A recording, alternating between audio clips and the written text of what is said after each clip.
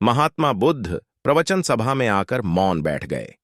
शिष्य समुदाय उनके इस मौन के कारण चिंतित हुए कि कहीं वे अस्वस्थ तो नहीं है।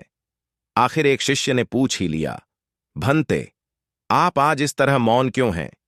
वे नहीं बोले तो दूसरे शिष्य ने फिर पूछा, गुरुदेव, आप स्वस्थ तो हैं? बुद्ध फिर भी मौन ही बैठे रहे।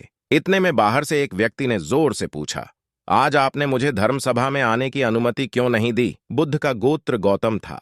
बुद्ध का वास्तविक नाम सिद्धार्थ गौतम था। उनका जन्म शाक्य गणराज्य की राजधानी कपिलवस्तु के निकट लुम्बिनी में हुआ था। बुद्ध के जन्म के 7 दिन के भीतर ही उनकी माता का देहांत हो गया था। उनका पालन पोषण उनकी मौसी गौतमी ने किया था। शिशु का नाम सिद्धार्थ रखा गया था। शाक्य वंश के राजा शुद्धोधन सिद्धार्थ के पिता थे। एक बार भगवान गौतम बुद्ध अपने शिष्यों के साथ किसी पर्वतीय स्थल पर ठहरे थे।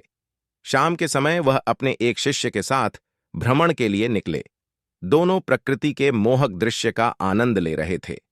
विशाल और मजबूत चट्टान को देख शिष्य के भीतर उत्सुकता जगी।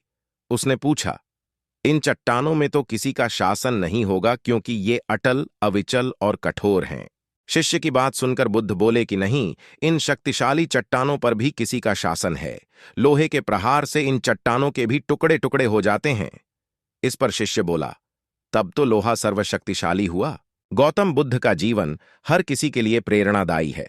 गौतम बुद्ध बौद्ध धर्म के प्रवर्तक थे।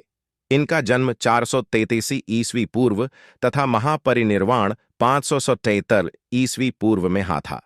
बचपन में उनको राजकुमार सिद्धार्थ के नाम से जाना जाता था।